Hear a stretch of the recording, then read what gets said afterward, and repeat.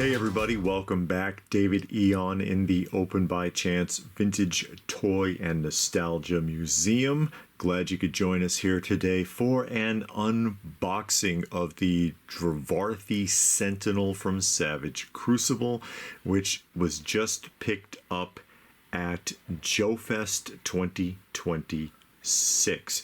And I actually, this is not my figure. I picked this up for one of the viewers, one of the people on the channel named Ryan, who asked if I couldn't grab this for him while I was out there because it's a reservation system figure. It's not generally available right now. And I talked to them at Savage Crucible and they did sell me one. They did sell me one without the reservation. And he said, you know, pick it up for me, I'll pay you back, and go ahead and, you know, do an unboxing of it. Including the blind bag. If there's a blind bag in there, feel free to pop it open. So, hey, fair enough. Now I can share it with everybody. And as I said, this is the Drevarthi Sentinel from Savage Crucible Reservation System figure. That's your general box. Similar to the same style of box that you would see with, say, a NECA figure or whatever. A couple of interesting characters there on the back. The Brynor Vale, Nakora the Undying on the top row right there. Good sculpts on those. And then down here, Krieger the Shunned and not Prince Adam. It says Who Man, and not Masters of the Universe, I guess. It does kind of look a little bit like the actor there who's currently playing He-Man in the film.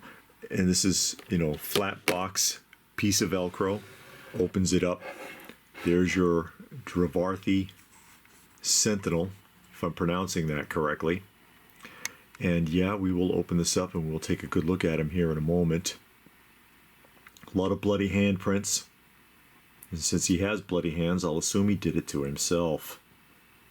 From Savage Crucible, you can see some accessories in there. There's a map behind it. I did a unboxing of a Savage Crucible figure last year. Last year I did. And I'm going to turn it this way. And I'm going to close up on that real quickly. And I'll leave that there for a second in case you wanted to pause and read this. If you wanted to read this where it tells you who the Drevarthi are. It says Ash-bound people of the volcanic Briguar Islands, the fiery independent tribes, are oath-sworn warriors who believe the dead do not abandon the living. So there you go. And like I said, leave that there for a second. If you wanted to pause and read that entire script, feel free. Feel free. But now I will go ahead and get into actually opening the package. And I'm going to open it by breaking the tape seal on the very bottom of the package right here. That's typically what I'll do. There's a pair of scissors or something like that, and just splice that open without molesting the package too much here. And it should just split. And there we are. And then also, to help to prevent damage to the flaps, I open up in here and you insert something and give it a little bit of a twist, and typically that'll help the cardboard to slide out without just tearing the hell. See, just like that, nice and easy. So that, because a lot of times when you pull these flaps out, you'll rip or bend everything up really badly, and I do try to be as careful as possible with the figures, and in particular this one, because this one is going to someone else. So let's go ahead and get that out. That's everything out of the box. That's the whole tray. Lift the figure up out of there. And there does appear to be a couple of blind packages.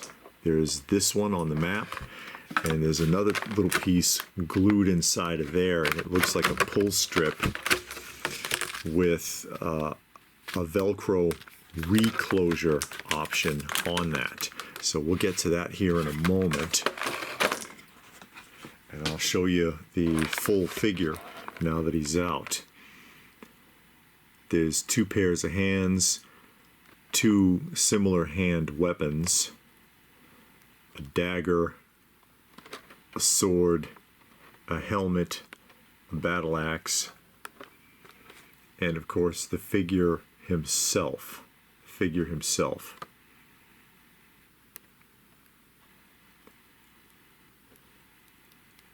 And we'll go ahead and start working him out of there. I pulled him away really quickly because I wanted to smell him. And that may seem silly. Why are you smelling the action figure? Because a very heavy, oily smell, or very heavy kind of like paint smell, is an indication of rushed production and packaging. So if it has a very, very strong smell of oil or paint, that's not always a good sign. And this one doesn't smell bad, okay? For example, you look down there and you see those Mondos. That Mondo Bane reeked of oil when it was opened up. And in fact, he was oily. He had like a coating of oil on him that had to be wiped off, and it badly affected the figure. And Mondo has been getting real sloppy like that. So yeah, it seems like a silly thing, but there's some rhyme and reason to it as to why I do that. Now these are plastic tab inserted. They're not twist ties. It's these little tabs like the kinds you see on clothing tags. So I will be cutting those to get him out of there. And of course I will be careful not to cause any harm to the figure himself. I don't want to hurt him. We don't want to hurt him. We just want to check him out. And there we go. There we go. And I don't want to mess up the vacuum form packaging either. Let's see how well he stabilizes here, because he seems to be leaning a lot to his right. Yeah, he is. Hold on. How's that ankle jointed? Let's see if I can figure that out really quick. Interesting. Because it pivots side to side. He's still leaning. I'll try to figure that out. And I'll pop out the rest of these accessories one by one and show them to you close up, and then lay them down onto the rotisserie there, the little lazy Susan that he's standing on. Here are the bloody hands. Here are the bloody hands.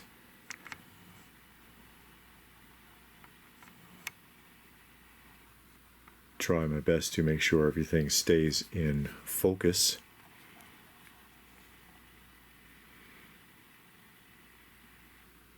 Because it's really easy for this sort of thing to get out of focus.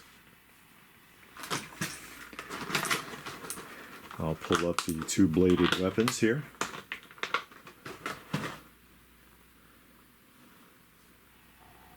There we go. Which are similar on both sides, but I'll flip it for you.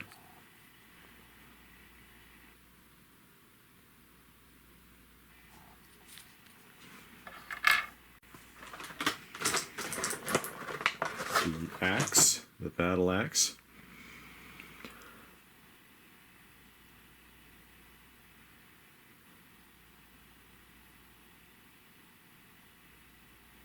Which has a little bit of weight to it. It doesn't feel too thin. That's a complaint I often have with a lot of accessories for these 12 scale figures, is they're so thin. They feel like they'll break if you try to accessorize them. A complaint I had with a lot of Mezcos when I used to do a lot of the Mezco unboxings. The helmet, which is actually a head change out. Now that I've pulled it out and I can see right there, this is going to slip onto the, oh, and there he goes. He fell over, his ankle gave out. The neck joint snaps right into that hole.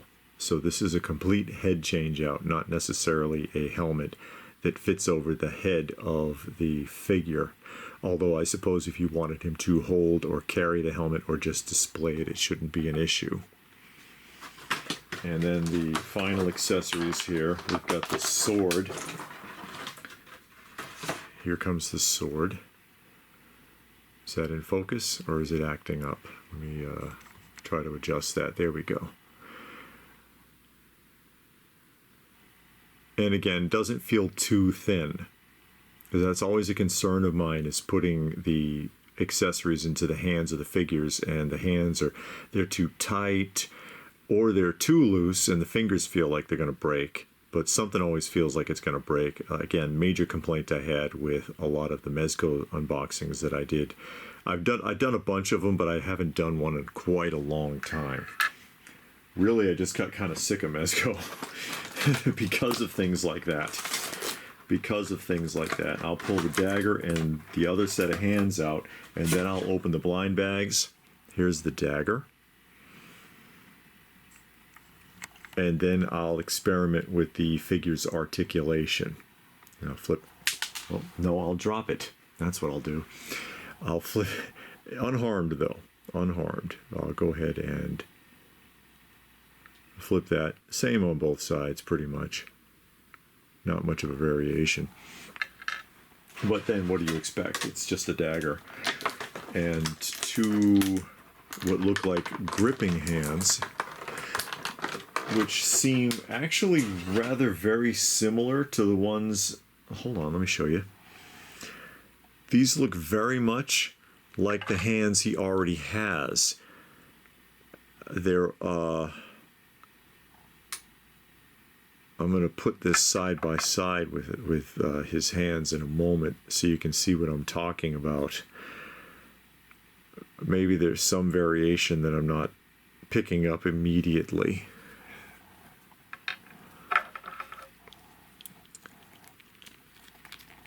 Let's put these two side by side. See what I mean?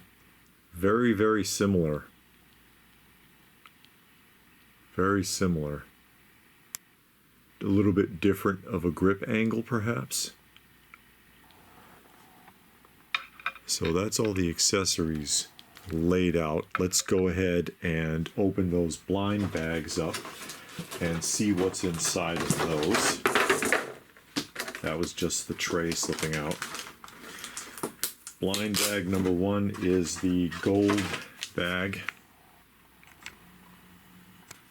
with a pull tab. So there we go. And then there's a little Velcro, not Velcro,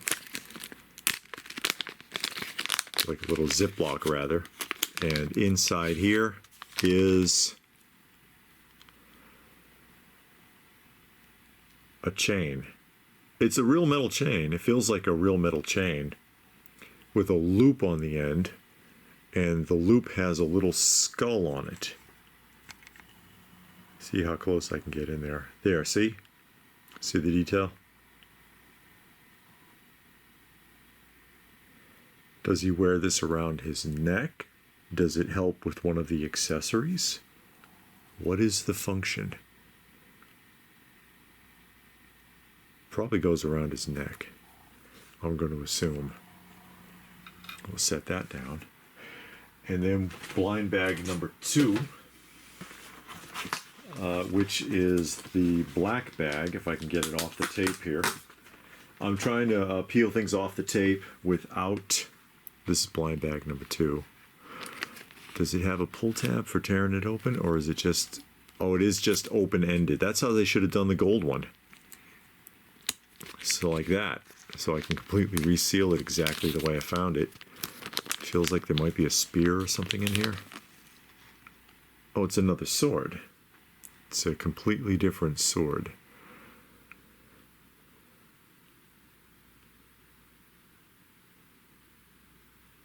With some writing on the hilt.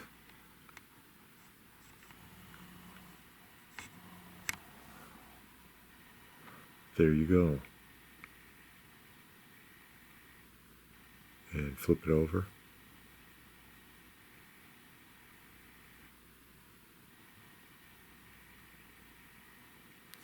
Okay.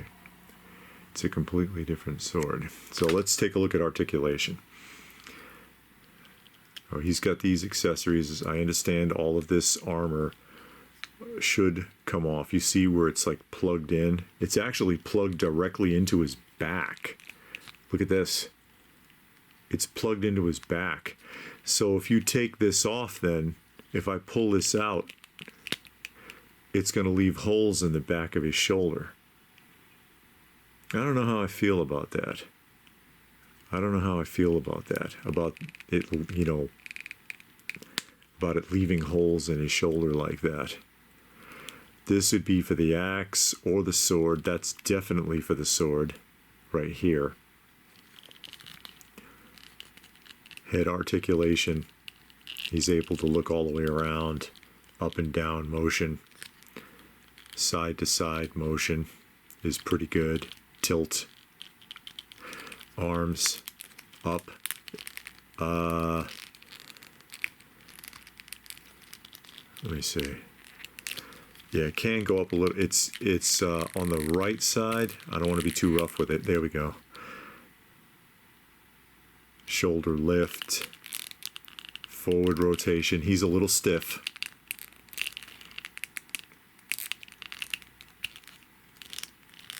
And I'm not trying to be too rough with him. There we go. Forward rotation. The shoulder does come out more. You can see there's a separate joint inside there for expanding forward. And it's working better on one side than the other. Again, he could just be a little stiff from paint application. Elbow. It looks like, does he have two jointing? It looks like it's set up for a unique type of two jointing articulation. There we go. Because one end fits into one end turns and the other end turns to try to keep it as seamless as possible. But again, this is still very stiff. It's still very stiff, and that could be because of, again, paint application. He feels very stiff to me. Wrist rotation. The band is a separate piece that can be removed.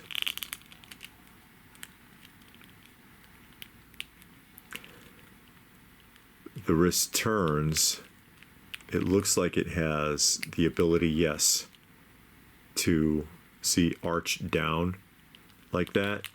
I assume if it arches down, it also arches up. There we go.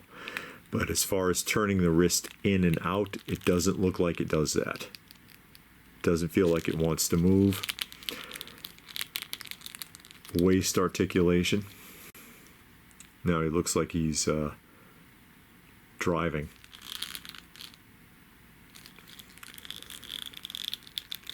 Ab crunch. About right there. They've done a good job at hiding the joints for the most part.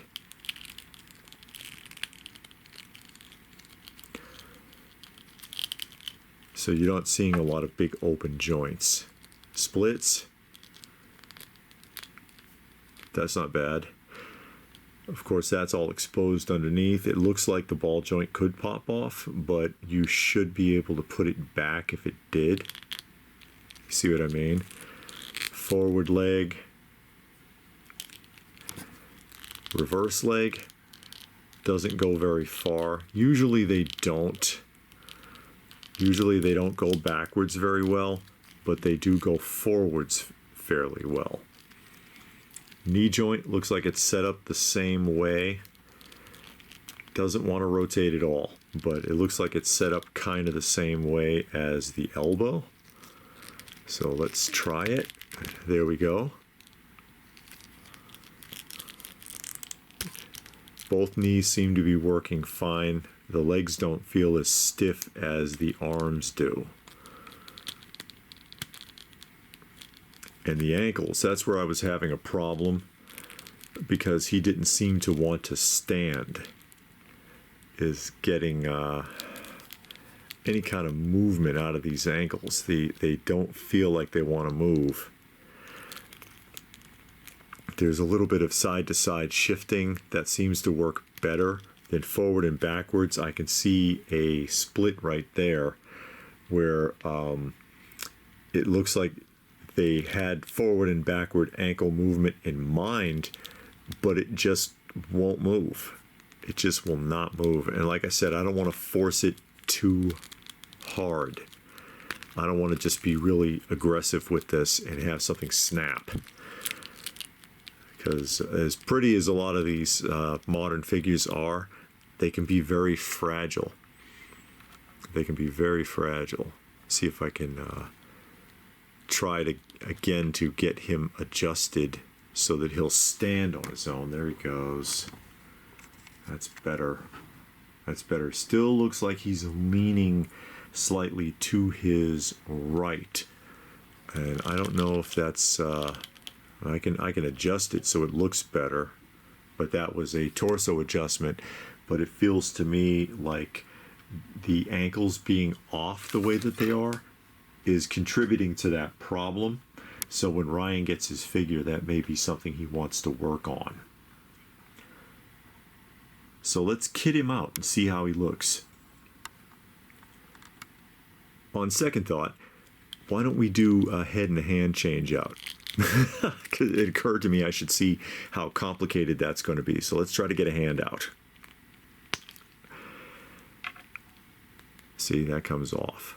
So you don't have to use that accessory. So I took out this one and I'll put in one of these clawing hands, and we'll see how well that plugs in. And that's not so bad at all, actually.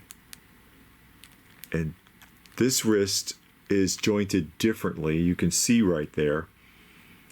It looks like it's meant to go this way, but it will not, again, it will not turn. It won't move. It won't move. And it could be that the paint has just kind of sealed that up.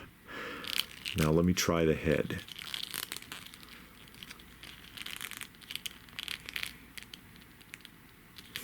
The head doesn't want to let go.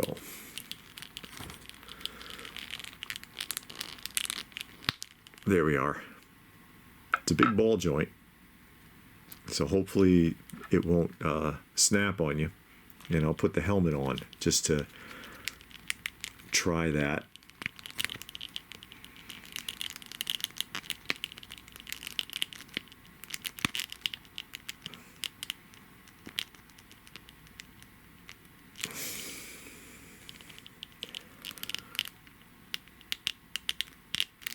It will not. If I got it, have I got it?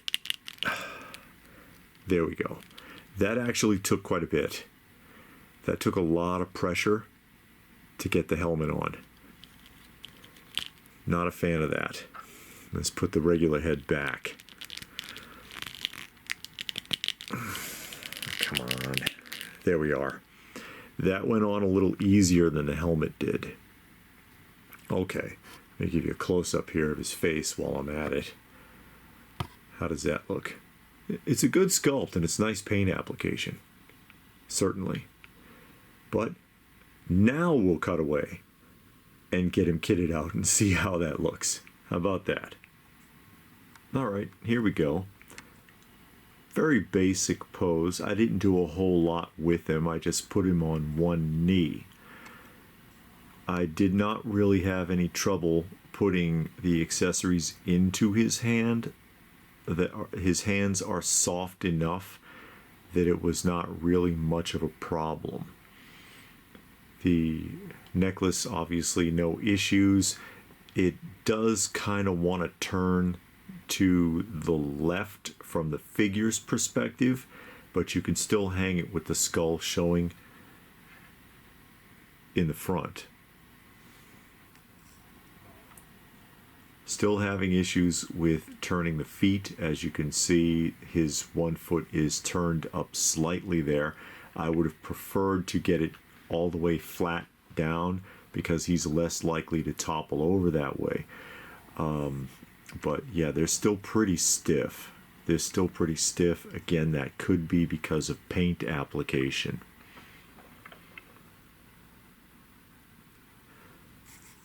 I've placed his battle axe in the loop on the back. He has another loop right here that could be either for the dagger or for the other broadsword, although I imagine that that broadsword would be kind of a bit long for inserting into that loop there, but right now that loop is not being used.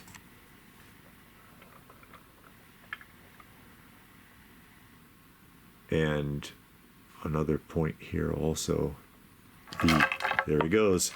The axe doesn't seem to want to, that's a little better. It turns, the loop turns, and so the axe kind of hangs at funny angles.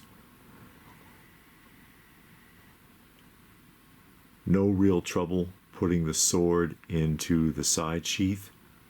I think it would probably accommodate the broadsword better than that one, just because of how wide the blade is at this point.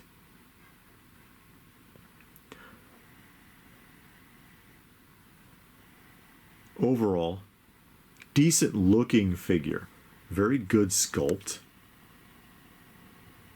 good paint application. As I pointed out, he's not too oily.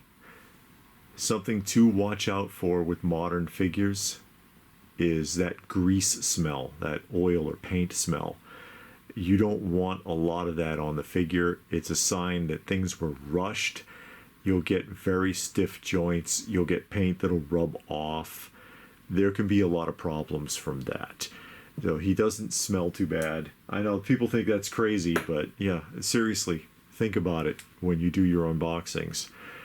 Again, really decent sculpt, really good paint application, decent accessories. The price point on this, by the way, I neglected to mention, $50. $50 cash at the show, no tax. Which is why people like to go to these shows to pick these types of figures up. I like that the necklace appears to be actual metal. I prefer that to just constant plastic or vinyl accessories. No soft goods, so he's not truly mixed media, which means that things like his loincloth, for example, and his belts and everything are very stiff. I personally prefer mixed media, but it still works. He has decent overall articulation, although, as I've pointed out, there are some issues. There are some issues with the articulation in that there are certain joints that do not seem to want to work at all. They don't seem to want to work at all, and they probably need a little bit of time maybe to loosen up, but I don't want to force them. I don't want to force them, especially since, again, technically, this is not my figure. I was just given permission to go ahead and, hey, do an unboxing of it and showcase it before you send it to me, which is very nice of Ryan. I appreciate that. Thank you for allowing me to share this with everyone before I send it your way. So there you go. I don't collect these. I have one that I did an unboxing of last year that Savage Crucible gave to me to review. Well, no, they gave it to me with the option of reviewing it, but there was no obligation. I mean, let me rephrase that. And I did do an unboxing of a review of it. I thought it was an overall decent figure. I think this one is an overall decent figure. Although, again, I do not collect the line myself. What do you think, guys? Thoughts? Are you into Savage Crucible? Are you looking more and more at this 12th scale line? Did you get this figure? Were you at Joe Fest? Tell us about it in the comments section down below. Please do give the video a thumbs up if you got something out of it. I sure hope that you did. Share it if you can. Subscribe if you are new.